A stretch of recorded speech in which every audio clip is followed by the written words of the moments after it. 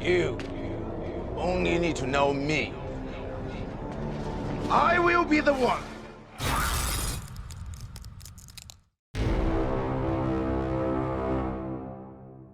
Shanks knows what the One Piece is. But before we get into the video, thank you guys for 100k subscribers again. That big announcement is still coming in April, I think. So there's an amazing connection I made about the relationship of Shanks and Eustass Kid. Well, two connections, one that leads to a broader idea. But the first connection is asking about the past of Eustass Kid. The curious choice to name him Kid, outside of a potential connection to a historical pirate. Have you ever noticed that Trafalgar D. Waterlaw has someone he deeply admires, and that is Corazon? Likewise, Luffy has someone he deeply admires, and that is red-haired Shanks. Who does Eustass Kid then admire and look up to in that similar way? I doubt the girl he and Killer apparently had a crush on as a kid, or as children, is comparable to Corazon and Shanks. Who knows? Maybe it's more so about inherited wills. And so what will did Eustass Kid inherit? If he inherited hers or someone else's, why exactly does he want to become Pirate King? I'm sure we'll get that answer soon, as Eustass Kid is now on the island of Elbaf, and has been greeted by a man that proclaimed an unexpected intent to acquire the One Piece for himself, the most mysterious of the four emperors, red-haired Shanks. Mind you, Shanks was drinking at a bar with a grumpy giant kid who wanted to join his crew just as Luffy wanted to do in the past, but Shanks said no. Shanks appears to have a history of saying no to and crushing the dreams of children while also simultaneously encouraging them to surpass him. As we see from Wano, Shanks seems to be a guardian or shepherd of sorts for the new generation. Shouldn't that include Eustass Kid? And as for his curious name, Kid again, what if it hints at Eustass Kid as a child being like one of those kids that was constantly nagging about accompanying Shanks, or a great pirate, someone like Shanks out to sea? Or given the reveal that Eustass Kid's name was well known and respected in the streets, being a part of a gang, leading one of the biggest gangs where he was from, always had that medal on him. Given this, maybe Eustass Kid had some old head gangster as his mentor. Maybe his name was Capone. Okay, but in all seriousness, let's go on to the other connection I made about Eustass Kid and Shanks. Most compare them for their red hair, their missing arm, the scars running down the left side of their face. One of them is clearly the superior version of the other. What is Oda trying to say? I put forward an idea that I'm sure others have had, that maybe Eustass Kid is a clone of Shanks or Rox Adizabek. But another idea is that Eustass Kid is a clone of or related to Kalgara, and has a similar relationship to Luffy as Kalgara did with Noland. While not friends, maybe they one day could be. But the better connection stems from the theory that Shanks is a celestial dragon, and from what we know of Eustass Kid, he seems to have a disgust, contempt, and maybe even hatred for the celestial dragons, as we found out during Sabaody. This could be because Oda has centered children in his story, and a lot of them have pretty messed up backstories, which is what you can expect from this war-torn world. A lot of orphans, children dying young, all due to the greed and corruption of the celestial dragons that are exploiting the world of One Piece. And so Shanks is connected to the celestial dragons, the Gorosei, or even Imu. Maybe Eustass Kid has a personal grudge against Shanks because of his bloodline. Like I said in the chapter review for 1076, Shanks is treated on Elbaf like he's the god of Elbaf, or celebrated like a friendly god instead of feared, and detested like the so-called god of destruction Big Mom. God of destruction being the name one of the elder giants called her. Many of the other emperors are also associated with gods, Luffy the sun god, Kaido the dragon god, and again Big Mom the god of destruction. Why not Shanks as another god? A human god, which would be fitting for his lack of a devil fruit. Why not have Shanks be a god that goes by the name Celestial Dragon? Another connection to be made is a dragon is a serpent. No different than a sea king, I guess. Shanks lost his arm to a sea king, Eustass Kid lost his arm to the red-haired pirates, and by extension to Shanks as their captain, and so Eustass Kid lost his arm to his own sea king, to his own serpent, to the king of the sea, Shanks, who might be a celestial dragon. This would parallel Trafalgar D. Waterlaw, losing his arm against the fallen celestial dragon Doflamingo. And since Doflamingo has a past with Law, maybe Eustass Kid has a similar past with Shanks. That's a nice connection, right? Now I saw a post on Twitter that I wanted to share with all of you, when it comes from the Brazen Ninja, who said this about Shanks versus Kid-in-Law versus Blackbeard. Shanks will break Kid's dreams by annihilating him, paralleled by how he has always rejected kids from joining his crew. And as for Blackbeard, he always breaks the law. The ultimate pirate, the ultimate historical pirate, Blackbeard, the ultimate lawbreaker. But a sea king, the real king of the sea, Shanks, that was introduced in Chapter 1 by conquering a wannabe sea king, has likely mastered the route of the Pirate King, Goldie Roger. The route that the Pirate King Goldie Roger took to become Pirate King, since Shanks sailed on Roger's ship as well. Shanks likely knows how to get to the last island before the last island, if you get what I mean. There being one final island before you actually get to Laugh Tale. Shanks must know how to get as close as possible to Laugh Tale, every island except the final island of Laugh Tale. Or maybe he does know where Laugh Tale is and wants the rope poneglyph for some other reason we'll get to in another video, but touch on briefly in this one. Shanks knowing where or how to get as close as possible to Laugh Tale is fitting, since he was found in a treasure chest on another missing or hidden island, God Valley. Shanks knowing the pathway to the final island of Laugh Tale, even if not Laugh Tale itself, would also explain how he came to be on Elbaf before Eustass Kid, either waiting for Eustass or an accidental run-in. If Luffy and the Straw Hats are headed in the direction of Elbaf, then Shanks was potentially hoping to run to Luffy, to challenge Luffy for his own robe poneglyph. But why? Because a promise goes both ways. Luffy can't keep his promise to surpass Shanks if Shanks doesn't let him. So Shanks is now standing in front of Luffy and the new generation as another obstacle for the One Piece. Everyone, including Blackbeard, must now go through him. Shanks is now the king of the sea, the man closest to the title of the former Pirate King, the man closest to the One Piece. Or as an alternative, maybe Shanks is protecting something. Maybe Shanks is making sure that Blackbeard cannot get his hands on all of the poneglyphs. At the very least, Blackbeard or Luffy has to go through him, especially Blackbeard. Shanks being the king of the sea then makes him the guardian of Roger's throne and Joy Boy's treasure. The same way Shanks tells Luffy to keep the Straw Hats safe, Shanks has kept Roger's title safe for many years, especially after the fall of Whitebeard, who was formerly the man closest to the title of Pirate King and the One Piece. The difference is, Whitebeard said he had no interest in finding the One Piece, whereas Shanks has recently enunciated a clear interest, to the strange and noticeably hidden reaction of Ben Beckman when Shanks declared that he wanted to find the One Piece now.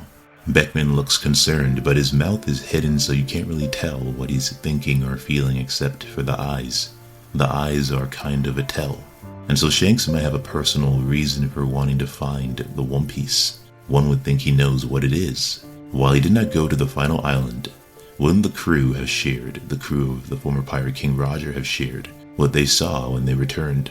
Wouldn't Buggy know as well unless he came down with another illness when this information was shared, and it simply was never spoken of again?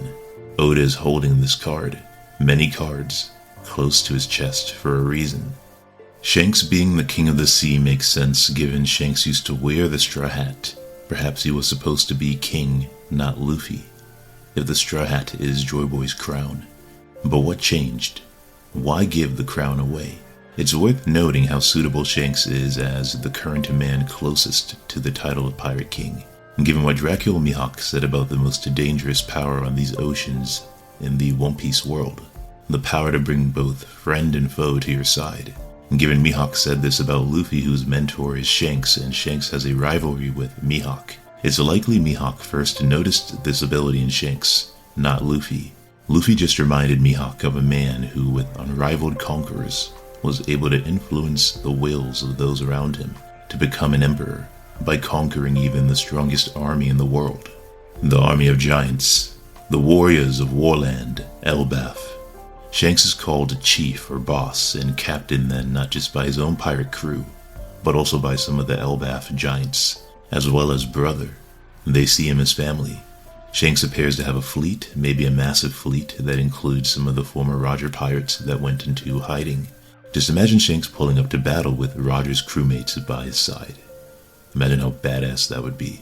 Aside from having a balanced crew, having a massive fleet would also further contrast with Dracula Mihawk, who sails around on one little boat all alone. But as a guardian of Laugh Tale, the choice that Shanks offers Eustass Kid stands out even more alongside this happening on Elbaf, the land of giants in Norse mythology, or rather, Warland Elbaf, the land of war. Shanks' ship, like much of Shanks' character, is based on ancient Viking lore. At least it seems like it is partially. Some believe Shanks himself is based on the Norse god Tyr, who like Shanks is one-handed or missing part of one arm. Shanks and Tyr are similar for their swordsmanship and their sense of justice or justness and their red hair. Tyr is famous as the one-armed god of the Norse pantheon of gods, known as the god of war, law and justice. And so Shanks offering Eustass Kid a choice is like the scales of Lady Liberty, laying down the law and justice with decisions predicated on another's choices, another's actions. Shanks says to Kid, either fight us and die, or run away, and leave behind not just your robe poneglyph, but your honor as a pirate. In many ways, this is no different than Shanks giving that bandit in Chapter 1 a chance to put down his gun. That wasn't a toy. This isn't a game. Bet your life on it. Gamble everything if you truly want to become king. Throw it all away, Eustass. Luffy, are you willing to risk an arm? Like the bet that Shanks made on the New Age, that has so far paid off with Luffy recently defeating Kaido and Wano and becoming an emperor worthy of surpassing Shanks, worthy of surpassing Roger, worthy of the Straw Hat, worthy of Joy Boy's crown. So, let the games begin. It's finally time for the Guardian of Laugh Tale to greet his challengers as they're getting closer to Roger's treasure, the treasure that Roger and Joy Boy both left behind. I would also add that Shanks is only going after the One Piece now. Why do you think that is? It could be that the bet he made on the New Age by saving Luffy's life kind of hints at the One Piece itself. Or at the very least, the search for the One Piece across the Grand Line is kind of like a child's boy's game. Joy Boy's game with a grand prize waiting on the final island of the Grand Line. And so Shanks is only going now after the One Piece. The reason he waited all those years is because Joy Boy has finally returned, with Luffy's Gear 5 awakening. Perhaps the One Piece is only able to be truly found while Joy Boy is around to play the game. Maybe that's why Goldie Roger said he was too early to play Joy Boy's game. Too early to find the true One Piece if the theories are right, that Roger learned what it is but was too early to find it. It's also curious that Eustass Kid also lost his arm, and as a parallel he likely also has made certain bets on the New Age. Namely, a bet on himself, not luck, just will. The same will Shanks warned Whitebeard about as pertained to Blackbeard.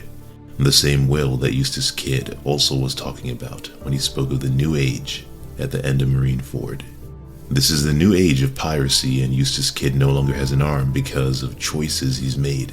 The same choice offered by Shanks to Eustass Kid in Chapter 1076, to live or die. Either way, you will lose something by fighting him. Risk it all in this new age, if you want to be Pirate King, if you want the One Piece. Which makes Shanks' declaration that he's now an active participant even more curious when you consider Chapter 1054, and the label of the liquor or sake bottle next to Shanks says, number 567, or number 567, which might be inspired from Destiny Symphony No. 5, Opus 67 by Beethoven, and this information comes from Sandman and Arthur on Twitter. It may even be Oda's answer to that question posed by the old man in Chapter 96, his dream, or his destiny, the question that was posed to Luffy. Is Shanks pursuing his dream, or his destiny, as he pursues the One Piece? Or it could be very similar to Whitebeard saying he was not interested in knowing where Laugh Tale is or going there. No interest in treasure ever since a young man, much to the surprise of other pirates. Despite knowing the One Piece is real, Whitebeard didn't want it. Does Shanks really want it? Shanks did say that while he can't go to Laugh Tale with Roger this time as a child, one day he'd go with his own ship. Whether he still plans to or not, why? Perhaps just his family was more important than treasure to Whitebeard. The same is true for Shanks, who declined the tribute of treasure from his Elbaf giant friends, who doesn't dress or act like someone who is obsessed with money or the material qualities of life. Rather, having said the same words as Roger to Shanks' surprise, If Luffy's dream is Roger's dream, no wonder Shanks is helping him to make the dream of a man born too soon, the dream of his captain Goldie Roger, come true. Maybe this was Shanks' promise to Roger in this panel here. It's interesting in terms of this bet, in terms of justice, choices, and free will versus fate, which contrasts Shanks and Blackbeard. Blackbeard, who does not really seem to believe in choices as much as he does actions or events being fated. Eustass Kid lost his arm to the red-haired pirates but never saw Shanks' face. As of this video, we don't know who took Eustass Kid's arm, but it does tie into the seriousness of approach Shanks has for whatever it is that he's planning, especially now that Shanks is taking action himself, whether to become king himself or most likely to prepare the new generation that so many in the present order fear. To prepare the next pirate king for what it truly means to be pirate king, for what it will truly require to make use of the One Piece, whatever it is. This makes the theories about Shanks' potential death even more interesting granted the coming war, as so many different factions are fighting for supremacy. As the one-armed Norse god Tyr dies. Tyr was said to die in the apocalyptic war known as Ragnarok, the end of the world in Norse mythology, the day the world is turned upside down in one piece. So what is Shanks planning for the Pirate King if he is a guardian? The choice that is given to Eustass Kid. The choice to go forward or backwards that is given. The choice to progress or regress as a human being, not just as a pirate. This is a test. The test of courage since Chapter 1. Only one will survive this ordeal. Only one will make it to the end of the Grand Line. Shanks is the guardian of Goldie Roger's throne. Shanks could be seen as the alternative right hand, a second right hand of Roger's in the modern era. Or better yet, if you ever wondered what Ace would be like if he knew his father, had a father in his life, maybe not too different than Shanks, who had the benefit of being adopted by the great pirate Goldie Roger, and similar to Blackbeard not sleeping and living twice as long, twice as much time to scheme and plan, Shanks likewise has years of a head start, having been the Pirate King's cabin boy, an apprentice raised on Roger's ship as a baby, whose years of piracy far exceed his age, making him not just the king of the sea but a prodigy. Case in point, look at how young Shanks was when he was sailing to dangerous parts of the world and fighting alongside Roger as a pirate, even fighting one of the strongest pirates to have ever lived, Whitebeard. Who else in the story was readied for this current role at such a young age? And given that we just saw Shanks at Wano, and now he is in Elbaf, what happened to Shanks going after Bartolomeo for attacking his territory? We still don't know what happened to Bartolomeo of Luffy's Grand Fleet, who attacked Shanks' village. We still don't know what happened to him when Shanks made it very clear toward the end of Wano, before leaving, that they can't just let someone attack them like that, destroy or dishonor their pirate flag, or challenge them in such a major and noticeable way, almost akin to a declaration of war. An emperor cannot afford to lose faith, otherwise others will come for them too, and that will endanger those that an emperor has to protect. When you are weak, those under you appear vulnerable, and so an emperor or a king has to always be strong for the people that rely upon him. And as it pertains again to Bartolomeo, Shanks in Chapter 1 made it very clear that hurting his friends is unacceptable, and so RIP Eustass Kid if they do actually fight again. But as for the very real spotlight, Oda is now clearly showing on Shanks' very real determination to become Pirate King, or as an alternative, Shanks' determination to become Luffy's greatest challenge, or one of Luffy's remaining great obstacles that lies in wait before picking up the crown Goldie Roger left behind, the title of Pirate King. But what if Shanks were to hold the straw hat again? But as usual, we will have to wait and see. And don't forget to like the video, comment with your thoughts below, share this with your friends, and subscribe. Also click the notification bell. And if you have a Twitter, feel free to give me a follow in there as well. As always, there's more to come. Until next time.